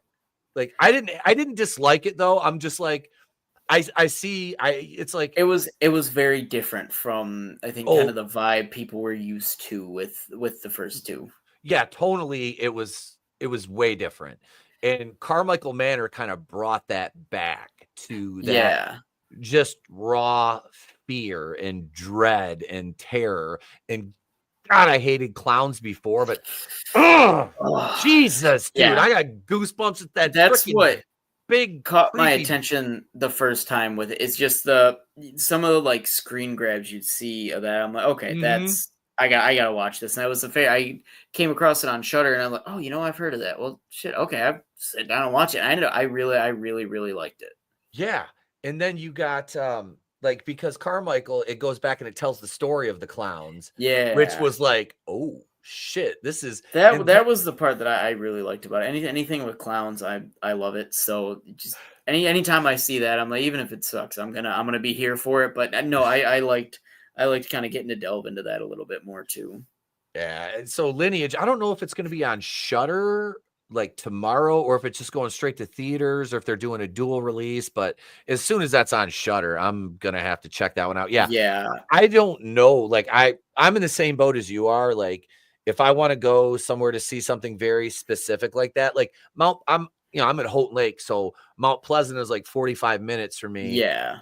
But even then, they don't get some of those more niche type, especially horror stuff. They don't. Anytime I want to see things a little weird, I usually got to drive, a couple hours. Or like when we went to see A Violent Nature, I had to drive almost 3 hours for that. Or when we were talking about Skinamarink earlier, it was like a 3.5 hour drive to get to see that. So yeah, the more weird things like that, because we live up in the middle of nowhere, theaters up here, like 1 or 2 screens. So even to see like something that isn't a Marvel or Disney movie, I got to drive like an hour and a half. But some of the more obscure ones, I got to drive like middle of nowhere. We just don't even get them. Yeah. Yeah. It's the same way. Like I got a theater. It's about 5 minutes from my house, but it's, one screen, and, they'll play a movie for 2 or 3 weeks, which I love it. It's a family owned theater, and I go there as much as I can. But at the same time, it's like, yeah, I miss out on like the Ninja Turtles movie was back in the theater and they only played it for a certain amount of time in Mount Pleasant. I'm like, fuck, I saw that in the theater as a kid. I want to go see it, but I'm like, scheduling wise, it just doesn't work out. So we were lucky enough yesterday, got to go down and see when they were putting Texas Chainsaw Massacre back in theaters yesterday. We were able to go down to Bay City when I got out of work and go see that. And that was sick because there's a lot of those I end up missing when they throw them back, but there's a handful like that, or I got to see when they put The Thing back in theaters. Anytime like the Fathom events does the like throwback ones, I try to see them, but there's so many just living up here they end up missing. Star Wars movies when they re-release those. I really wanted that either. No, Empire for sure. I really, really, really wanted to see that, and I just didn't get to. Yeah, Empire. You can't see it really, but like I have everything. Well, 3/4 of that shelf is just Hoth. It is just nothing but Hoth stuff. That's part of that movie. And that was my thing. Was like I wanted to do a Star Wars horror movie on Hoth where there's a few of the rebels get left behind. Like say, you got to have some cannon fodder. So about 12 of the rebels and about 12 to 15 stormtroopers get left behind after the assault. And they, at first, they kill a couple of them, they'll kill a couple each other off in a few little skirmishes. But when the Wampas that were in that room, when they get loose, because one of the few of the stormtroopers happen to get, by there and they open the door, what the hell's in here? And they have to kind of band together with the rebels, and it's like a survival tale. Kind of sick. That would be so sick. If they do something like that. Yeah. And that's the problem is it's Disney now, so it's like, damn you're never going to do anything like that cool. No, they wouldn't. That's the caveat to a big IP being owned like that by them. It's like there's so much potential there. And that's you were talking about wanting big ideas and things like that, and that's where I was at with my Friday the 13th script. Like I wanted to kind of recreate the aesthetic of the end of it would be set in Higgins Haven because I remember that you talking about Higgins Haven. Yeah. Now my thing is it's like I need a barn that somebody's gonna let me burn down because that's where it ends. I'm gonna need a barn that burns down. But and like I live like there's so much country out here, and I drive like especially where my dad lives, and it's like I see some of these dilapidated old barns, and I'm just like, please just let me burn it down. Would you let me burn it down? Burn that down? I know enough firefighters. I know I could get a fucking fire truck out here.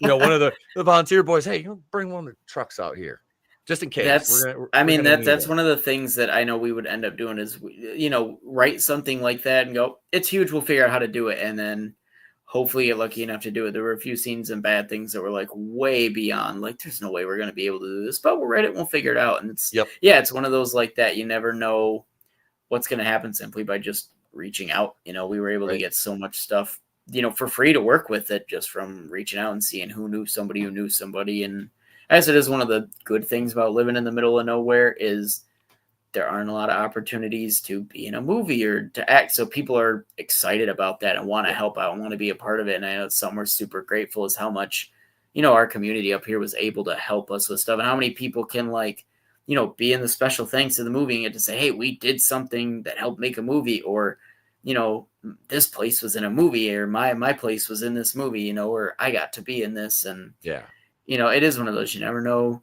Reach out to one of the people with a barn and just see maybe somebody's got to let you burn one down. Right.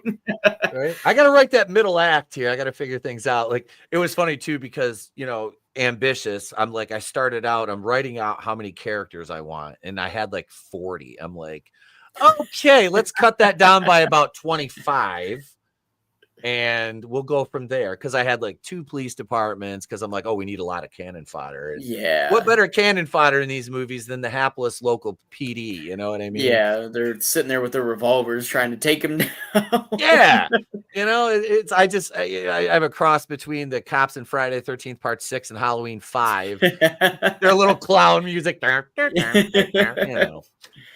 no, I love shooting the breeze with you about this stuff, man. It is absolutely a pleasure. It is my favorite stuff to talk about. And I'm gonna have you back on again soon. like within the next month, and we'll come on. You pick a horror movie, like all our guests do. We'll let you pick a horror movie, and we'll watch it beforehand. You know, we all watch them independently, and then we'll talk through it on a live stream. I want to. Hell yeah! I want to see what you pick. I want to. My mind's already going. I'm like, okay, we could do this, we could do that. I'm gonna pick something interesting. That's for sure. Because when Drew was on, he picked the Curious Cabinet of Dr. I remember you said that is one of my favorites. That is the first movie that ever scared me as a kid, and that it has always stuck with me. Anything from that German Expressionism era, you know, Nosferatu, any of that, it is so damn weird, and it all just feels like a weird abstract stage play, and it scared the shit out of me as a little kid. It's just something that's always stuck with me. So when I saw that's the one you guys went, I was like, that is such a weird movie for him to pick, but that's so cool that that's what you guys ended up talking about.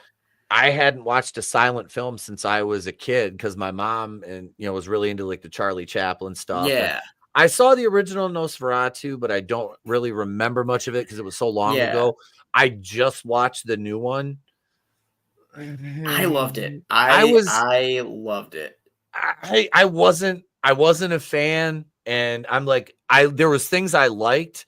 The cinematography in it was fucking. It looked gorgeous. Beautiful. My God, that movie is beautiful. It just wasn't really my cup of tea, but yeah, and it's another one of those, you know, that people either love it or they just really don't like it. And it really just depends on what your particular taste is. You know, there's very few movies out there that are for everybody. Yeah, absolutely. And horror is there's so many different genres within the genre of horror that it's like, it's like different. It's basically different strokes for different folks. You know, it really is. Find two horror fans and they both love and hate completely different types of horror movies, but they love horror, and you don't really get that with like action movies. If you like action movies, you like action. If you like comedy, you like comedy. You know it. But with horror movie, it's like, well, do you like psychological? Do you like slow burn? Do you like slasher? Do you like dark humor? Like what do you know? That kind of thing. It's and I think that's what I love so much about horror is there's so much more you can do because you can do anything with it, you know. Yep. It's a very versatile genre. It is. Yeah, absolutely. And we watched High Tension last week from 2003. Yeah. I'd never seen it before, and I was like, okay. We just before that it was oh Jesus, hang on, let me look at it. It was High Tension, and the week before that we did Strange Darling, which I heard that was really good. That was fucking awesome. I gave that one. That's one I'm really looking for. That's got what's his name? Kyle Gallner's in that one, right? I loved him. That's what sold me on that one. That's one that's high up on my list of ones I need to watch because I heard it was great. I gave that a 9.5 out of 10. Damn, like I was very high on that movie. J-Man was 9, and Jamie was on with us, and she was at 8.8. I'm gonna move that a little bit higher up on my watch list then. Yep, that one just says High Tension. And what was I'm trying to think here. I want to find the other one we did. Was Intruder. Intruder was the grocery store horror movie, but High Tension. I was under the school of thought that the gal, the main girl that they focus on through that, I'm like, we just watched. I got to find the title of the other movie we watched, because I was like, there was a final girl in it that was just freaking fire.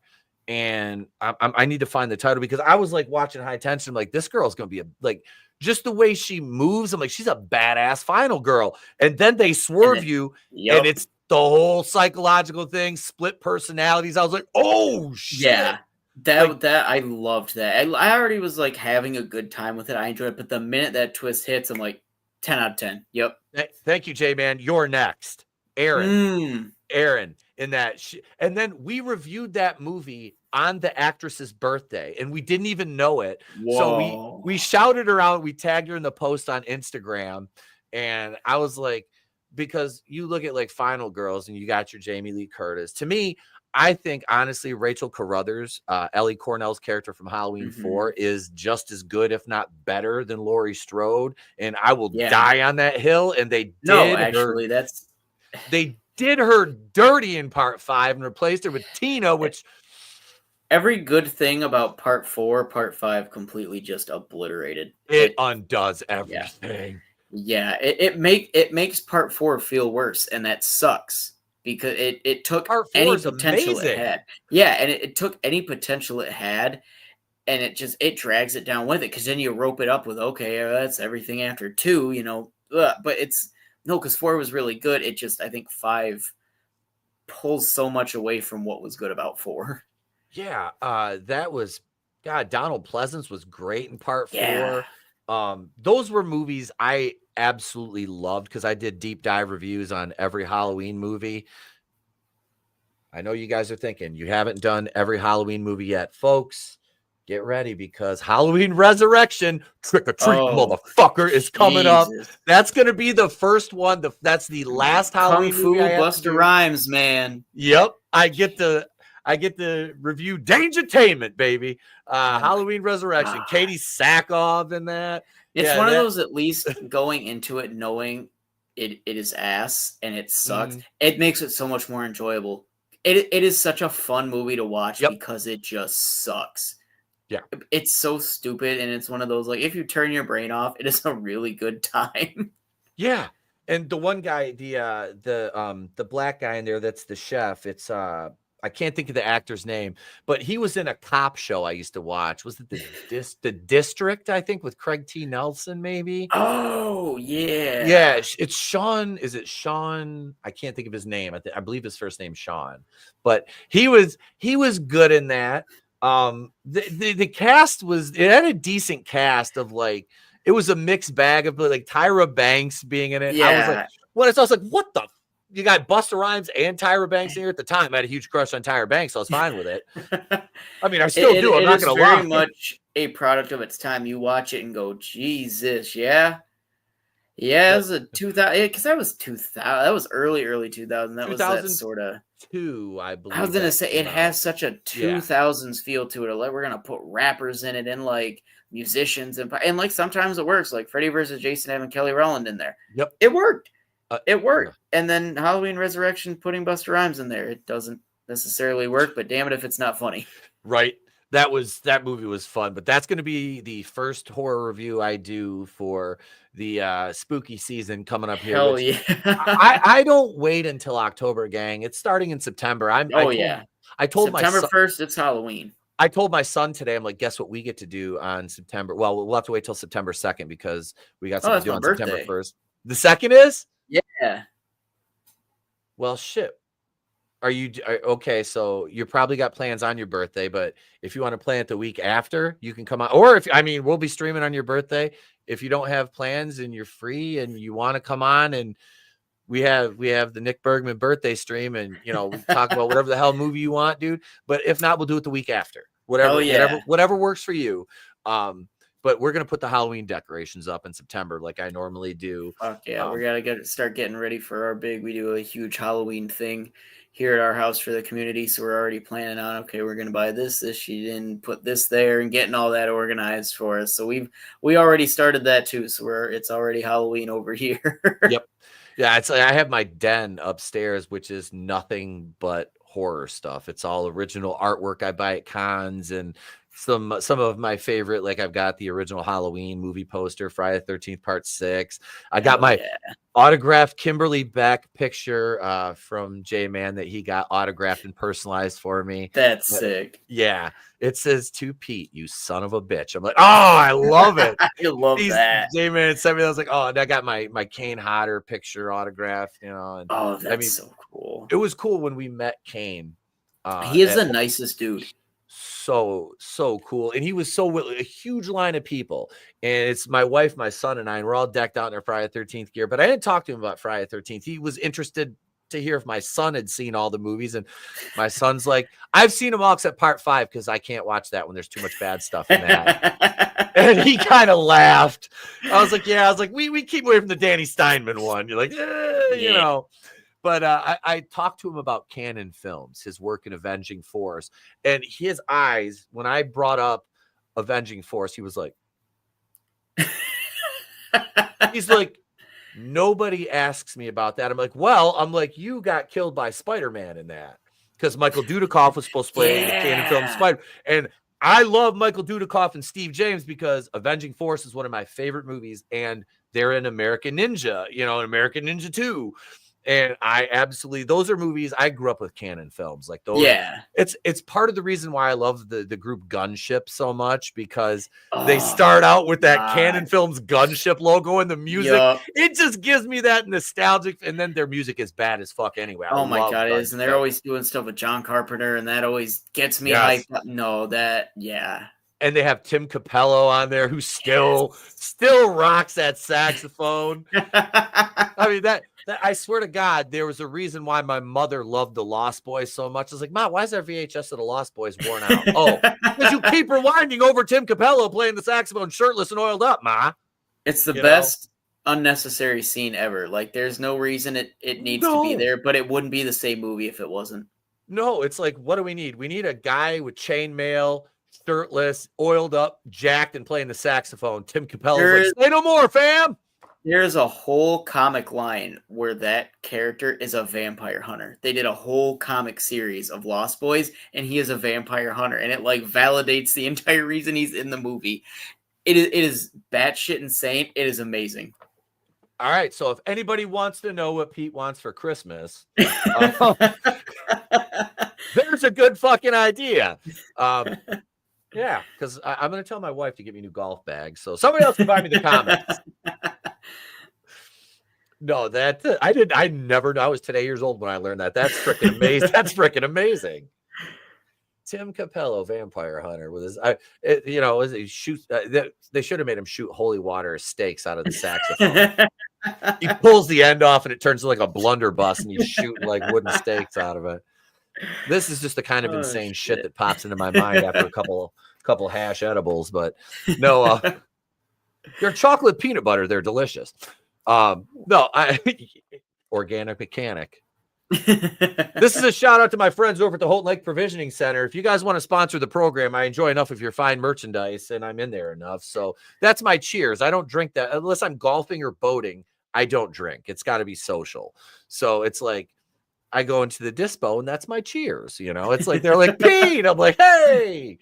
You know, it is. It's fun. You know, it gives you a few free pre-rolls here and there. See, it's worth it. Absolutely. I got free swag. I got a couple hats out of the deal. They gave me I wore a couple of the the HLPCS hats when I went to horror cons and stuff like that.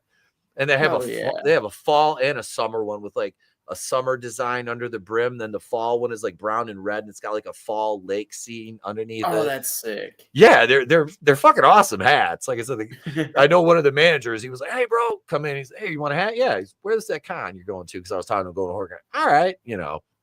Yeah. I haven't been to a horror con it's been what? I didn't go to any this year. I went to one last year, Horror Hound.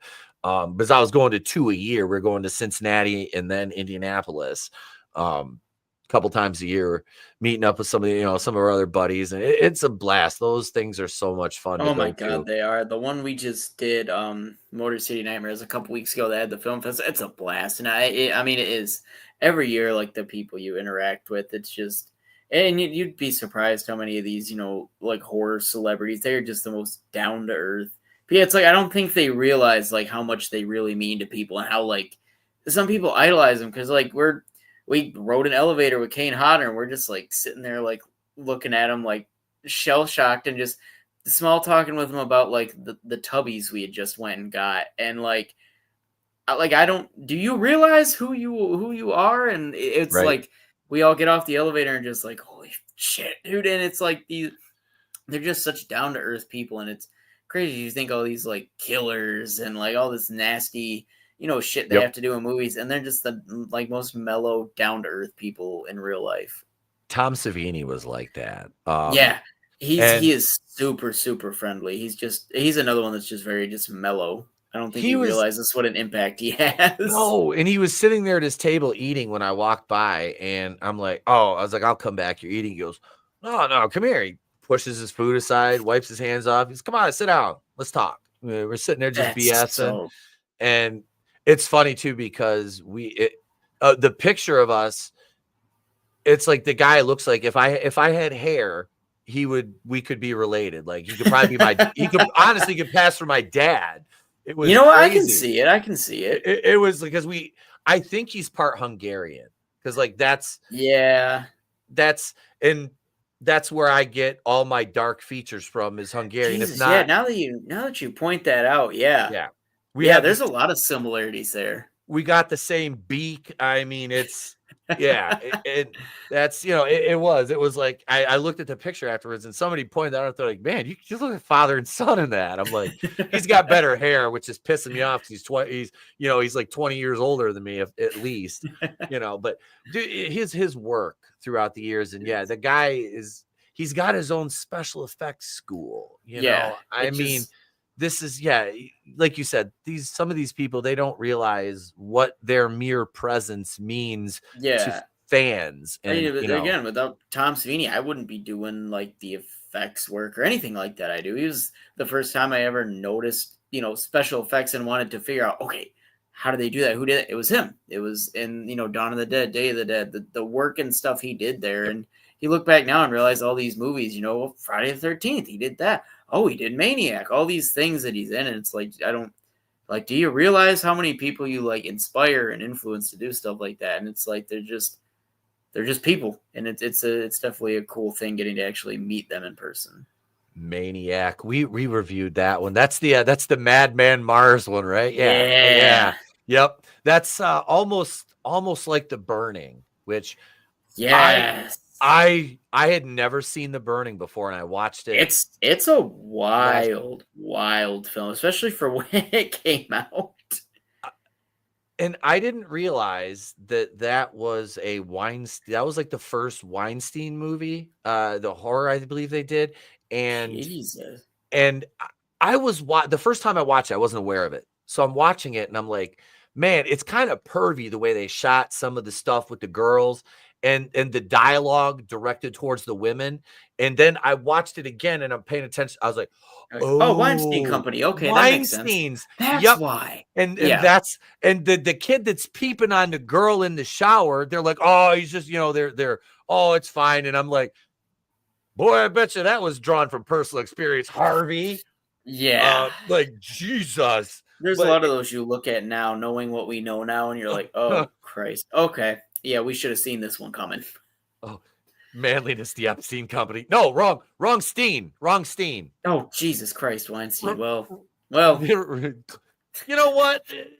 Close enough. Birds of a shit feather. But yeah, that was The Burning though. What a great movie. Like, I was so happy. I did a video on the raft scene. I'm like, it was just a video I did as like iconic horror scenes, which is something I wanted to start doing, and I ran out of time to keep doing individual videos, which horror season, you guys will get them. Relax. I know you miss them. But yeah, that one was and Jason Alexander, George Costanza and Seinfeld is one of my favorite shows. Yeah. And I was going to say this earlier when you were talking about moving the walls around in the funeral scene and Bad Things Happen Here. I'm like, it's like the parking garage episode of Seinfeld. Yeah. Because they use mirrors to give the illusion that there like it's so much bigger than it is. Yep. Yeah. Yeah. I was like, oh, it's a parking garage. But no, I was like, you get a very young Jason Alexander in The Burning too, which was, what a fucking good movie. What a good movie. That's when I need to rewatch. It has been so long since I've seen it. It's probably been almost 10 years since I've seen that. And I'd never seen the second and third Sleepaway Camp. We watched those. Yeah. And I forget about those. I just saw somebody did, I can't remember the name of the channel. It's a horror channel. They're 40,000 subscribers. They got a guy who recently met Pamela Springsteen, because she doesn't really talk about Sleepaway Camp 2 or 3. And he went to her house. He worked for a pest control company, and he went to her house and he saw her name on his tablet a couple days before. So he brought his DVDs, and he said she was so nice. He was like, would you mind doing me a favor? And he pulled out the DVDs and he asked her to sign them. And he said she was so happy. Like, she was like, oh my God. And the way she talked about him, like she's never seen him all the way through. Wow. So yeah, it was crazy. What up, Gap? Good to see you. Who the hell's Pete Harper? It's a play on Charlie Harper. When I had my green screen up the other day, I had the 2.5 Men living room behind me. So, and I was wearing one of my bowling shirts. So, because I did buy Charlie Sheen inspired bowling shirts from 2.5 Men just to wear. So that's where I'm at. I also have some Hawaiian shirts I like it's like my golf shirts. I buy the most ridiculous, outlandish, like gaudy golf shirts I can find. Like I want people to be able to see me from outer space. I'm so loud. But Nick, man, I want to wrap it up under 2 hours, brother, or I'd sit here and talk to you about this stuff all night, bro. Thank you so much for coming on again. No problem. Thank you for having me on again. And folks, WendigoPictures.com, Wendigoh Pictures on YouTube. The links are in the description to the video, as always, and there they shall stay. Check out Bad Things Happen Here. Get your copy, order it. Do it. Trust me, you will not be disappointed. It is an excellent movie. I'm not going to score it right now. You got to wait for the review out there, ladies and gents, which will be out after the premiere, September 8th. It'll be public. Before that, you'll be able to get it on Patreon. That's patreon.com/wrestling with horror 420. And as a YouTube channel member, $2.99, $4.99. Get your requests in for topics on live stream, stuff like that, guys. Channel members, thank you all. Nick, again, brother, thank you for being here, man. I appreciate you. No problem. Thank you for having me. Absolutely, my friend. And we'll have Nick back on in a couple weeks. He's going to pick a movie. We're going to review it with J-Man. And yeah, it'll be fun. I'm looking forward to having you back on. Hell yeah. So we will see you out at the premiere. Absolutely. I can't wait. I'm stoked, brother. I'm stoked to get to meet you in person. I know Jared said you stopped into the Dragon's Den out there. Yeah. He's like, you had somebody come in and mention your name. I'm like, who? He goes, it's Nick. He goes, the director. I'm like, oh, okay. I was like, yeah, dude. I was like, that's awesome. But yeah, man. So thank you again for coming on. And everybody, thank you for watching this evening. We appreciate you so much. If we don't see you, have a great day at Pleasant Navarro. We'll catch you on the next one. And remember, it is always better to burn out than fade away. Deuces.